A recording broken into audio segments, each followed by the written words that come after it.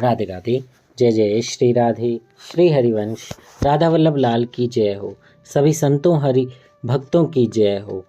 हमारे ठाकुर जी महाराज की जय हो।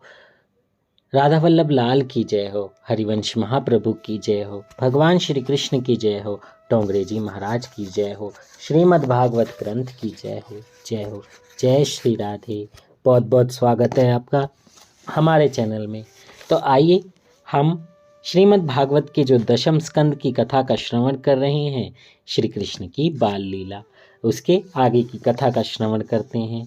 कल हमने पढ़ा कि श्री कृष्ण कैसे चोर हैं, कैसे माखन चोरी की लीला वो अपनी गोपियों के साथ करते हैं। जय हो। आइए उससे आगे की कथा का श्रवण करेंगे, बहुत आनंद आने वाला है। लेकिन उससे पहले हम श्लोक का श्रवण कर लेते हैं। जय जय श्री राधे। सच्चिदानंद रूपाय विश्वोत्पत्त्यादि हेतवे तापत्रय विनाशाय श्री कृष्णाय वयं नमः। जय श्री राधे। श्री हरिवंश। श्री हरिवंश। तो कल हमने जैसे पढ़ा था कि बिस्तर पर जाने पर हमें कुछ करना चाहिए, तो वो यह सबसे पहले कि भगवान का नाम जप करना चाहिए। दिन में हुई गलतियों के लिए उनसे माफ़ी मांगनी चाहिए और नाम जप करते हुए उनको याद करते हुए ही सोना चाहिए। जय हो। अब आगे की कथा का श्रवण करते हैं। एक गोपी ने कहा कि बिस्तर में भी मुझे कन्हैया याद आता रहा। वह घर में नहीं होने पर भी उसकी छवि आंखों से दूर नहीं होती। लाला का नाम अमृत से भी अधिक मीठा है। मुझे तो कृष्ण कृष्ण बोलने की आदत सी हो गई है। यह तो मनुष्य का स्वभाव ही है कि दिनचर्या से निवृत्त होने के बाद बिस्तर पर सोने पर प्रिय विषय वस्तु की याद उसे आती रहती है। मुझे तो कुछ और याद आता ही नहीं है। कृष्ण कृष्ण बोलते हुए और उसका ही दर्शन करते हुए सो जाने पर सपने में भी वही आता रहा। सपने में मैंने देखा कि कन्हैया अपने मित्रों के साथ मेरे घर पर आया। उसने माखन चुराया और मित्रों के बीच लुटा दिया। जय हो। जिस किसी वस्तु में मन फंसा होगा, सपने में वही याद आएगी। मन की परीक्षा सपनों से ही होती है। सच्चे वैष्णव का मन कृष्ण से ही बंधा रहता है, अतः सपने में वही आता है। सपने में जब कन्हैया दिखाई दे तभी मानो कि तुम सच्चे वैष्णव हो। अधिकारी को प्रभु की पहली झांकी सपने में ही होती है। गोपी का मन श्री कृष्ण में जा फंसा। माँ, मुझे लगा कि कन्हैया मेरे घर अवश्य आएगा। सुबह से तो मैं पागल सी हो गई थी। आनंद से मैं ऐसी बावली हो गई थी कि चूल्हे में लकड़ी के साथ बेलन भी जला दिया। एक और गोपी ने बताया, घर में कन्हैया सभी का चहेता है। अपने जेठ जी को मैं भोजन परोस रही थी। मन कन्हैया की मीठी यादों में खोया हुआ था। जेठ जी ने मुझसे मुरब्बा मांगा। छींके पर से मुरब्बे की हांडी उतार कर परोसने लगी। मुरब्बा बहुत सरस था। फिर हर किसी अच्छी वस्तु को कन्हैया को देने की मेरी इच्छा हो जाती है। कन्हैया को कितना भाएगा मुरब्बा। यदि कन्हैया इस समय आ जाए तो मेरे जेठ जी उसे भी खाने पर बिठा देंगे। मैं उसे मुरब्बा दूंगी। जय हो। माता, कन्हैया आए इस इच्छा में मैं तो इतनी बह गई कि पागल सी हो गई और मुरब्बे की हांडी को छींके पर चढ़ाने के बदले अपने मुन्ने के ऊपर रख दिया। जय हो। मेरे पति भी कन्हैया के प्रेम में ऐसे पागल हो गए हैं कि सारा काम काज छोड़कर उसी की रट लगाए रहते हैं। ईश्वर के साथ यदि प्रेम करोगे तो वह कभी भुलाया नहीं जा सकेगा। एक अन्य सखी ने कहा कि माँ, कन्हैया ने तो आज मेरी लाज रख ली। यशोदा बोली, क्या बात हुई सखी, बताओ मुझे। सखी बोली, मेरा स्वभाव हो गया कि रसोई बनाते समय भी मैं हरे कृष्ण जपती रहती हूँ। आज जब मेरे घर मेहमान आए हुए थे, मेरे ससुर जी बड़े क्रोधी स्वभाव के हैं। उन्होंने मुझसे कहा, आज मेहमान भोजन करेंगे, सो सावधान रहकर भोजन बनाना। हम वाटिका जा रहे हैं, 2 बजे तक लौटकर भोजन करेंगे। कृष्ण जप में कहीं रसोई बिगड़ ना जाए। मैं भोजन बनाती हुई सोच रही थी कि भोक्ता तो परमात्मा ही है, भोजन तो उस रस स्वरूप प्रभु के लिए ही बनाया जाए। और मैं हरे कृष्ण का जप करते हुए रसोई बनाने लगी। रसोई तैयार करते समय ऐसी उच्च भावना ही मन में होनी चाहिए। यदि उस समय फिल्म की बातें सोची जाएंगी तो काम के परमाणु से भोजन दूषित हो जाएगा। भोजन बनाते समय मन के अच्छे बुरे विचार के परमाणु भोजन में जा मिलते हैं। भोजन बनाते समय, रोटी बेलते समय हरे कृष्ण का जप करते रहोगे तो भोजन सात्विक बनेगा। पवित्रता से रसोई बनाओगे तो भोजन करने वाले का कल्याण होगा। आज की नारी तो शाम को ही फिल्म के गीत ही गुनगुनाती रहती है। भोजन बनाते समय वह फिल्म के गीत गाती रहती है। ऐसा करने से भोजन अपवित्र हो जाता है। भोजन बनाते समय फिल्म के अमंगल, श्रृंगारी और वासना सने गीत गाते रहने से भोजन दूषित हो जाता है। उसमें संस्कारहीनता उतर आती है। और यदि गीत गाना ही है तो कृष्ण भक्ति के गीत गाओ। प्रेम को लगन लगो है उसको, क्या मथुरा क्या काशी रे, गोविंद के गुण गाते फिरते वृंदावन के वासी रे। जय हो। मैंने सारी रसोई तो सावधान रहकर बनाई। अंत में मोहन भोग बनाने लगी तो विचार आया कि कन्हैया को यह बड़ा पसंद आता है। हृदय में कन्हैया को मोहन भोग खिलाने की इच्छा हो आई। मेरा दिल मानो हाथ से जाने लगा। मुझे भास होने लगा कि कन्हैया आंगन में आया है, घर में आ रहा है, रसोई घर में आ पहुंचा है। इस प्रकार मन कन्हैया की कल्पना में डूबा हुआ था, सो मोहन भोग में चीनी के बदले नमक डाल दिया। जय हो। भगवान को भोग लगाया, ससुर जी और मेहमान आए तो उन्हें परोसा। वैसे तो मोहन भोग नमकीन हो गया था, किंतु उसमें भक्ति का पुट लगा हुआ था, अतः मेहमान ने तो उसकी प्रशंसा करते हुए खाया। यह भोजन नहीं अमृत है, ऐसा कहा। भगवान के नाम अमृत के पुट से नमक का स्वाद मीठा हो गया था। मेरे क्रोधी ससुर जी ने भी मेरी रसोई की और मेरी प्रशंसा करी। यह मेरी पुत्र वधू नहीं, अन्नपूर्णा लक्ष्मी है, ऐसा कहा। जय हो। अंत में जब मैंने खाना खाया तो पाया कि मोहन भोग मीठा नहीं नमकीन था। माता, मेरी तो इस कन्हैया ने लाज ही रख ली। दूसरी एक गोपी कहने लगी, माता क्या बताऊं मैं दूध दही बेचने निकली, ना जाने कैसे मुझे लगा कि मेरी मटकी में कन्हैया छिपा है। जय हो। सिर से मैं मटकी उतार कर देखा तो उसमें लाला का दर्शन हुआ। अब कन्हैया को भी कहीं बेचा जा सकता है। मैं कुछ भी बेचे बिना घर वापस लौट आई तो बड़ी फजीहत हुई।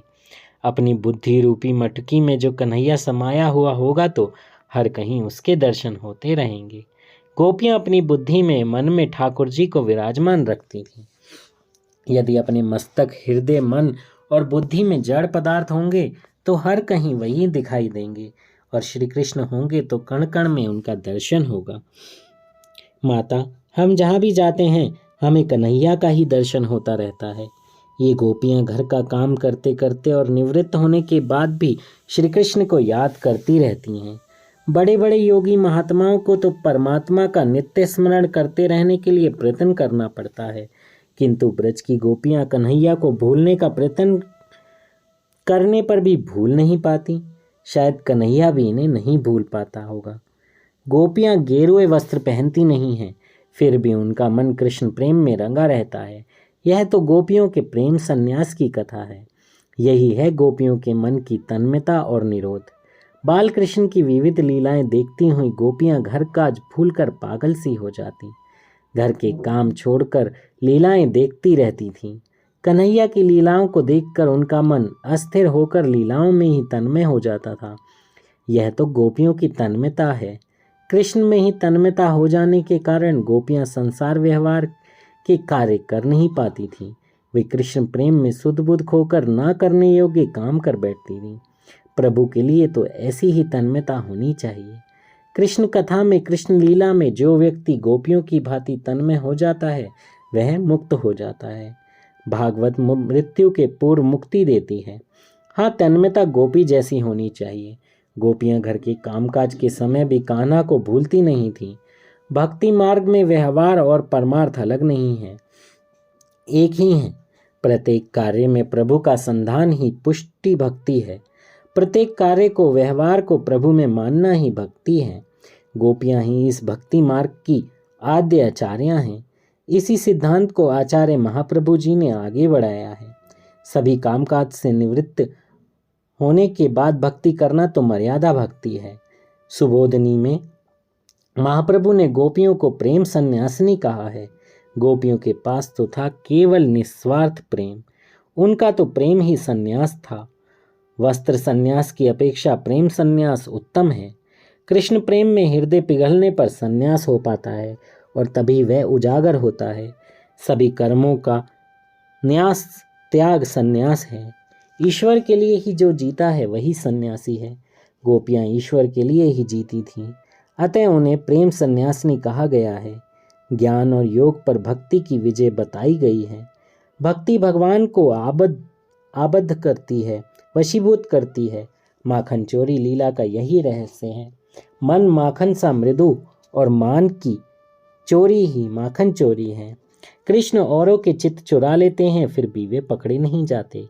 पकड़े जाने वाला चोर तो सामान्य चोर होता है, किंतु कन्हैया तो अनूठा चोर है।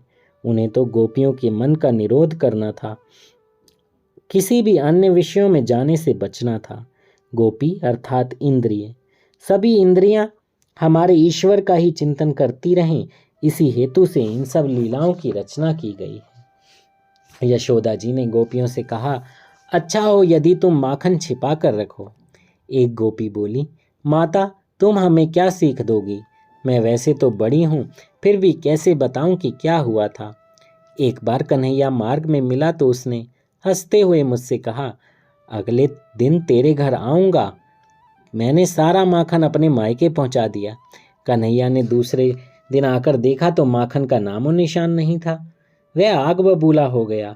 पलने में सोए मेरे लाला को चुटकी भरते हुए कहने लगा, तेरी माता बड़ी कंजूस है, घर में कुछ रखती ही नहीं है। जय माता, घर में से यदि कुछ मिलता नहीं तो कृष्ण गुस्से से लाल पीला हो जाता है और हमारे सोए हुए बच्चों को चुटकी देकर रुलाता है। जय हो। भगवान का आगमन होने पर यदि तुम सोए हुए पाए जाओगे तो वे तुम्हें रुला देंगे। वे तो किसी भी रूप में आ पहुँचते हैं और सत्कार न मिलने पर रुला देते हैं। ईश्वर अपने गमन के समय में सोए हुएों को जगा देते हैं। ईश्वर कौन से रूप में आएंगे यह कोई बता नहीं सकता। वे तो बालक, वृद्ध, ब्राह्मण, चमार किसी भी रूप में आ सकते हैं। वे सो घर में आए हुए सभी का सम्मान किया जाए। वेदांत के अनुसार ईश्वर अरूप हैं और वैष्णव अनुसार अनंत रूप हैं। ईश्वर का कोई एक रूप तो है नहीं, वे अनेक रूप धारण करते हैं। अनेक रूप रूपाय विष्णवे प्रविष्णवे, वे तो आकार रहित हैं और अनेक आकार वाले भी। वे अरूप भी हैं और अनेक रूपधारी भी। वे तो किसी भी स्वरूप में आते हैं। जीव प्रमादवश सोया रहता है तो उसे खबर नहीं हो पाती है। यशोदा बोली, सखियों क्यों न तुम सब अपने बच्चों को नेहर पहुंचा दो। एक गोपी बोली, मैं माखन और बच्चों को नेहर रख कर आई थी। कन्हैया ने मेरे घर में कुछ नहीं पाया तो कहा, जिस घर में मेरे लिए कुछ भी ना हो वह शमशान के जैसा है। जिस घर में भगवान के लिए कुछ भी ना हो वह उजड़ कर शमशान हो जाता है। मौज मजे में संपत्ति का अपव्यय करने वाले राक्षस ही तो हैं। जब कन्हैया को घर में कुछ नहीं मिला तो उसने अपने मित्रों से कहा, यह घर शमशान जैसा ही है, सो चूल्हा, कमरे, आंगन सब बिगाड़ दो। उन्होंने मेरा सारा घर गंदा कर दिया। माता, कन्हैया ऐसा ही शरारती है।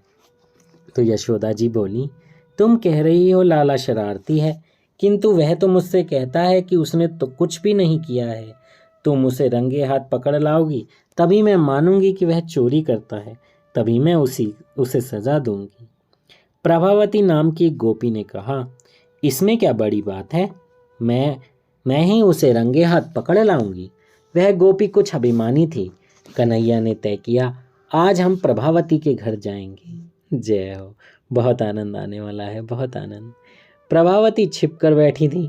धीरे धीरे सभी बालक घर में दाखिल हो गए और कफलम कफलम बोलने लगे।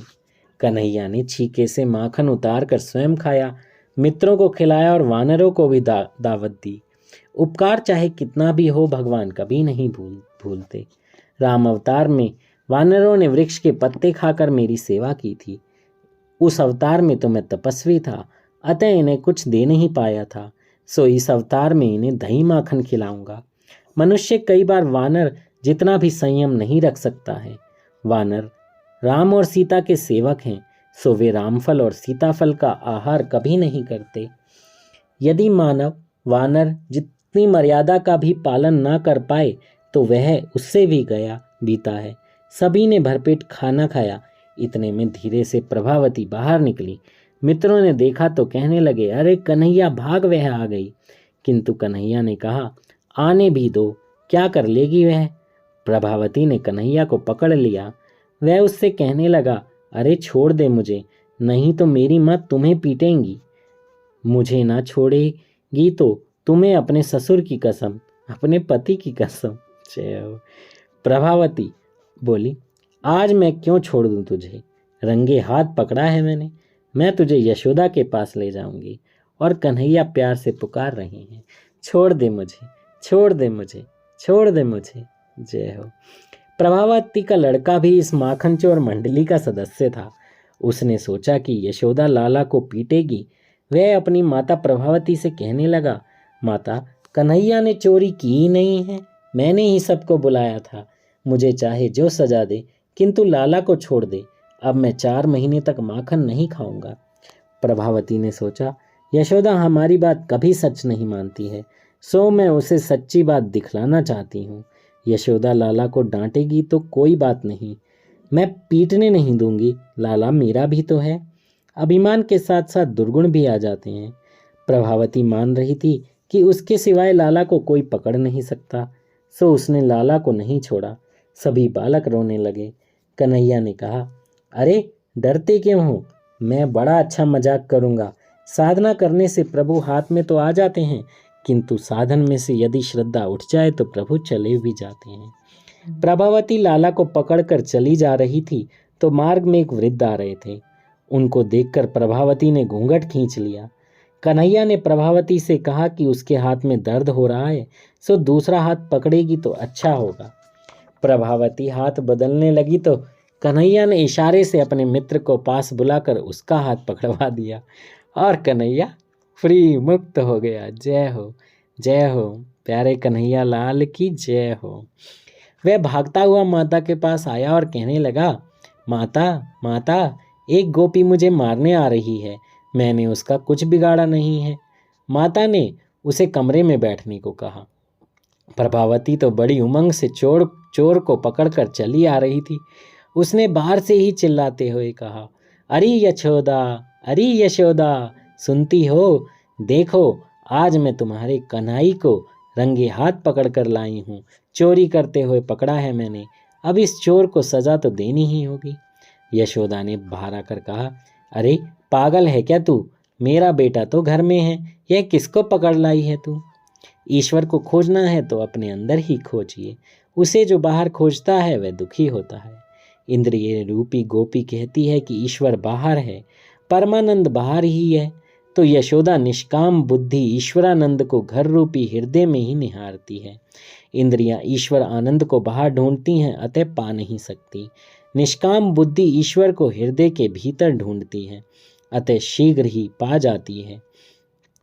जो जीव आनंद को सांसारिक विषयों में खोजता रहता है, उसकी दशा उस प्रभावती की जैसी होती है, सब खिल्ली उड़ाते हैं। यशोदा बोली, आली तू देख तो सही, तेरे हाथ में कौन आया हुआ है। प्रभावती ने देखा तो उसके हाथों में उसी का पुत्र था। वह असमंजस में पड़ गई। अरे मैंने तो कन्हैया को पकड़ा था, रास्ते में ही कुछ गड़बड़ हुई होगी। प्रभावती अभिमानी है, घमंड अहंकार वाली बुद्धि ही प्रभावती है। ऐसी बुद्धि ईश्वर को कभी पा नहीं सकती। निष्काम बुद्धि ही ईश्वर को पा सकती है। ईश्वर को सकाम नहीं निष्काम बुद्धि ढूंढ पाती है। ईश्वर की प्राप्ति होने पर प्राप्ति का अहंकार होगा तो ईश्वर हाथों से निकलेंगे। परमात्मा मिल तो सकते हैं, पर अहंकार आते ही अदृश्य भी हो जाते हैं। परमात्मा के मिलते ही साधक के मन में अकड़ पैदा हो जाती है। ऐसी अकड़ हो जाने पर अभिमान होते ही साधना उपेक्षित होने लगती है। साधना की उपेक्षा के कारण भगवान अप्रसन्न होकर वापिस चले जाते हैं। साधना करो, किंतु साधना का अभिमान कभी नहीं होना चाहिए। निष्काम बुद्धि में गर्व उत्पन्न होते ही भगवान भाग निकलते हैं। गोपियों ने यशोदा से कहा, माँ, गणपति का व्रत करो और मिन्नत मानो। वे बुद्धि सिद्धि के स्वामी हैं, सो कन्हैया की बुद्धि को सुधारेंगे। यशोदा ने गोपियों की बात मान ली। कन्हैया गणपति की महिमा बढ़ाना चाहता था, सो उसने अपनी मित्र मंडली से कहा, हम कुछ दिन के लिए बड़े शांत रहेंगे, सारी प्रवृत्ति अब हम बंद कर दें। लाला घर में बैठा रहता था। यशोदा जी ने सोचा कि गणपति ने मेरे लाल की बुद्धि ठीक कर दी है। एक बार गोपालों ने यशोदा से शिकायत की कि कन्हैया ने मिट्टी खाई है, और कन्हैया बोले, माँ, ये सब झूठ बोलते हैं, मैंने मिट्टी खाई नहीं है, मैंने नहीं खाई है मिट्टी। लाला ने तो मिट्टी नहीं ब्रजरज खाई है। मैंने मिट्टी नहीं ब्रजरज खाई है। ब्रजरज मिट्टी नहीं है। तुलसी जी सामान्य वृक्ष वनस्पति नहीं है। गंगा जी सामान्य नदी नहीं है। ब्रजरज साधारण मिट्टी नहीं है। श्री वल्लभाचार्य ने कहा, ज्ञान मार्ग के अनुसार कृष्ण कुछ भी नहीं खाते। वैष्णव मार्ग के अनुसार भगवान ने ब्रजरज खाई है। भक्त मानते हैं कि भगवान भोजन भी करते हैं। जय हो, जय हो। भगत के वश में है भगवान, भगत के वश में है भगवान। भक्त बिना ये कुछ भी नहीं है, भक्त बिना ये कुछ भी नहीं है। भक्त हैं इनकी जान, भगत के वश में है भगवान। हमारा कान्हा हमारे बस में ही है, बस प्रेम से उन्हें अपना बनाना है, उन्हें अपने पास रखना है, अहम नहीं आने देना है। और ब्रजरज की बहुत महिमा है। ब्रजरज की महिमा इतनी है कि जितना बोला जाए उतना कम है। पूज्य गुरुदेव महाराज अपने हर सत्संग में ब्रज की बहुत महिमा बताते हैं। वो बताते हैं कि आपका कोई भी अहित नहीं हो सकता, आप बस ब्रजरज लगा कर रखिए। सुबह नहा धोकर आप ब्रजरज अपने माथे पर लगाइए। अगर आप नौकरी करते हैं या कहीं पर आप ऐसे आते जाते हैं, तो आप एक काम कर सकते हैं, एक छोटा सा तिलक लगा सकते हैं माथे पर, एक गर्दन पर, और फिर हाथों पर मल लीजिए ब्रजरज को। वो भी ब्रजरज उतना ही काम करेगी जितना माथे पर पूरी तरह लगाई हुई हो। ऐसा कुछ नहीं कि पूरे माथे पर लगानी है, और ऐसा भी कुछ नहीं कि सिर्फ तिलक लगाना है। बात सिर्फ इतनी है कि हमें ब्रजरज को अपने शरीर पर धारण करना है, ताकि जब यमराज, अगर टाइम हमारा आ गया और यमराज हमें लेने आए तो वो भाग जाएं, क्योंकि हमने ब्रजरज लगाई है। हमारा समय आए तो हमें सिर्फ और सिर्फ कन्हैया के पास जाना है, हमें निकुंज जाना है, हमें अपनी राधा रानी के पास जाना है। बस यही भाव को मन में रखना है, और अगर हम ये भाव बना लेंगे तो भाव बहुत दृढ़ होते हैं। एक बार हम किसी चीज़ का भाव बना लें तो भगवान फिर उसे पूरा ज़रूर करते हैं। अपना मन पक्का कर लीजिए, भाव बना लीजिए। ऐसा मत सोचिए कि ये नहीं होगा, ये नहीं हो सकता, अरे ये तो बहुत दूर की बात है। नहीं, आप मन बनाइए, पक्के हो जाइए, नहीं, मुझे तो निकुंज ही जाना है, मुझे तो निकुंज ही जाना है। बस यही भाव रखिए, फिर नाम जप करते रहिए। इसके साथ साथ और अच्छे आचरण कीजिए, कोई बुरा आचरण नहीं कीजिए। फिर देखिए ठाकुराइन की कृपा, हमारी लाडली जू की कृपा, हमारे लालजू की कृपा ऐसी कि सीधा निकुंज जाएंगे। जय हो, जय श्री राधे श्री हरिवंश। कथा कहने में मुझसे कोई त्रुटि हो गई हो तो क्षमा कर दीजिएगा। राधा वल्लभ लाल की जय हो, डोंगरे जी महाराज की जय हो। बहुत आनंद आ रहा है। इससे आगे की कथा हम कल श्रवण करेंगे। जय जय श्री राधे।